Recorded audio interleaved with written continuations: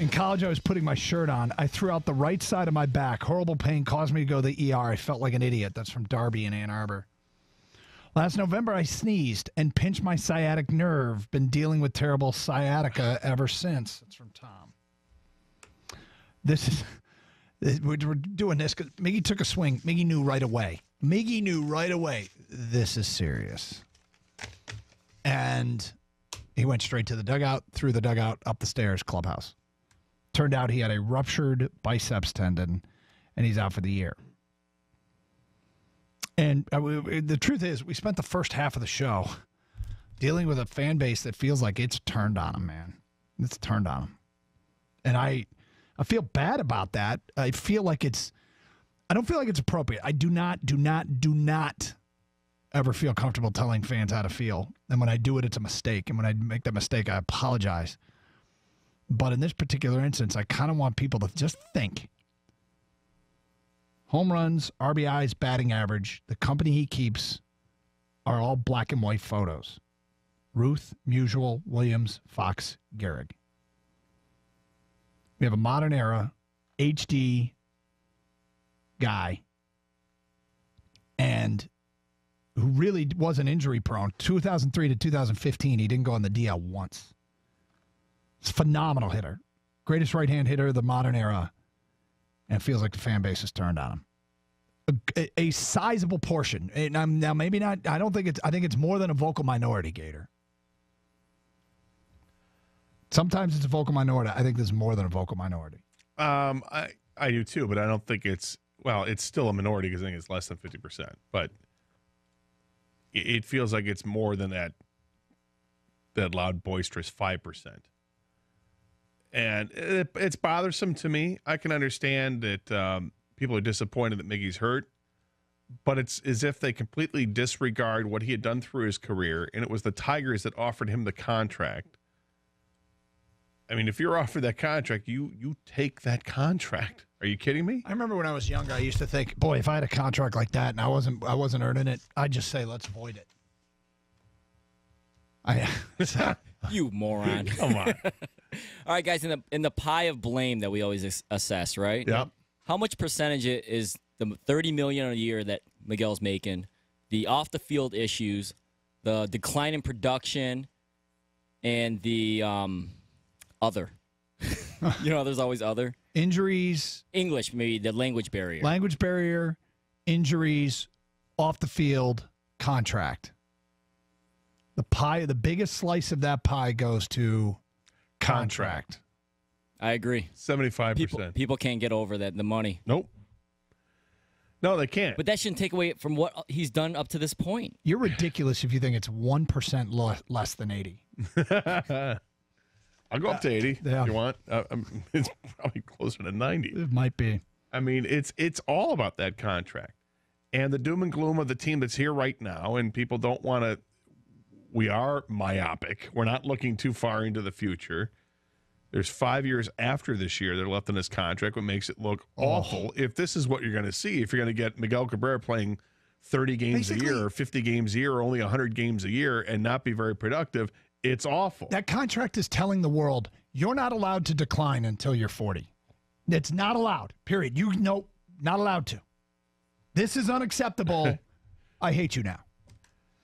Instead of really what it is, which is it's kind of a reward for what he had done and hoping that he's going to be productive in the future.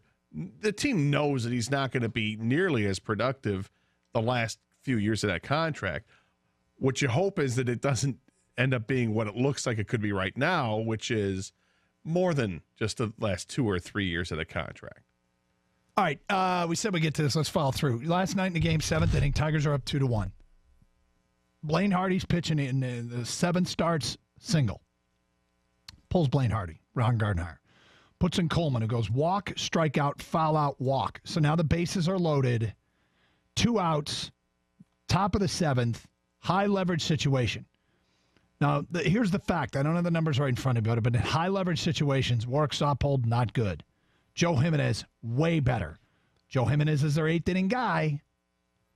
Tigers are up 2-1, bases loaded. The number I heard Stoney use this morning, I believe the OPS against Saupold in these situations was over 900, The OPS for Jimenez in these situations was 300, over 300. Wow. It's a big difference. So why not go to Jimenez in a high leverage, bases loaded, 2-out situation? Instead, he went with Warwick Saupold. Saupold gives up the granny, and Tigers lose 5-4. 6-4, excuse me. After the game, Jeff Rieger asked that very question to Ron Gardenhire. Why not Jimenez when the numbers tell you he's so much better in those situations than Warwick Saupold? Here's how it went down. Did you think after Coleman maybe going Jimenez for 4 outs instead of why not? Well, how many games do you want Jimenez to pitch in, and how many innings do you want him to pitch in? He's the eighth inning guy. Understand that. I mean, I'm not going to kill this kid. I know what you're saying. I could let him get 4 outs. I could have brought him in and let him get 1 out and then pitch somebody else the ace, but it would have been the same guy. So you can have this argument and we've tried that a couple times. If we have a lead, yes, I would think about that. We've talked about that. We've done that earlier. But how many appearances does he already have where he's going to go multiple innings? You can't do that to this young man. But does it change the fact that he hasn't pitched since the 8th? So it doesn't matter. I mean, he's out there. He warmed up. We had him warmed up if we got back in the lead. There's so much more to it. And you know what? That's my decision. So if you don't like what I did, I'm sorry. But I'm just going to tell you, this is what I'm going to protect this young man. I'm not going to kill this young man.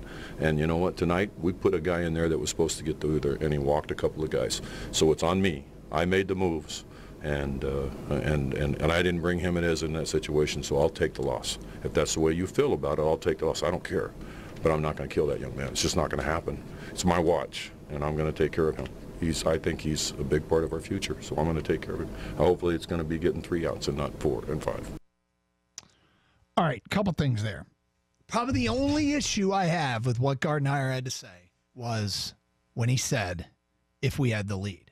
They had the lead. They had the lead. So did he forget the score? Or was he referring to what could that be?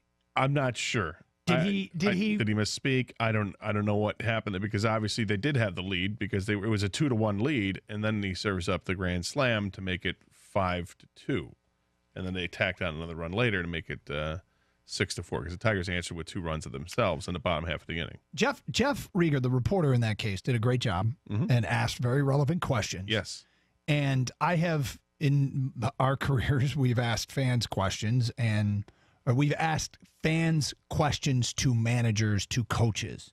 And by that, I mean, what are the questions we get asked? Okay, those are the ones I want to take to the coaches, the managers, etc. We don't do a ton of interviews on this program, but when I'm talking to a coach or a manager in any situation, I will ask them, what are the questions I'm going to get asked? Yeah, so what I know questions the are going to be brought up during the show so we can get the answer to that question. Had a guy on the phone recently and was asking him about stuff that fans have asked us. So the reason, and they sometimes get very sensitive, and I always give them the same thing. Hey, these are the questions I get asked, so that's why I'm asking you. If you don't want to answer these, that's fine. Keep in mind then, you're letting me answer the question without your perspective. If you're comfortable with that, that's cool, but I'm going to presume that you'd rather answer than have me answer for you. And coaches are generally really respectful of that. Sometimes they get mad, but I don't think Gardenhire, I don't think either of them were out of line there, by the way. I think I don't think so either. Productive and healthy back and forth between a reporter and a manager. I thought it was very much. I mean, I felt you could tell that Gardenhire is getting a little exasperated because he knows this question is going to come up and he just wants to belabor the point. 2 things. A, he's my 8th inning guy. And 2, he's so young in his career.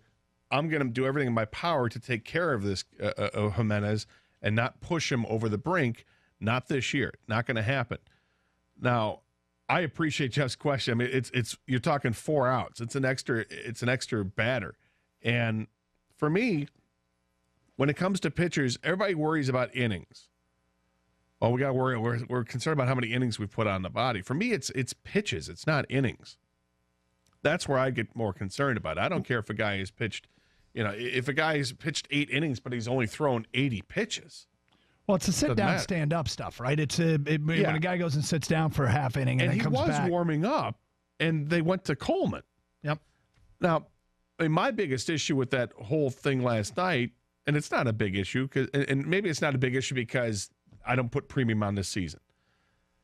It's taking Blaine Hardy out of the game. That was my problem. We'll get to more of this, more of your phone calls. Karsch and Anderson, 971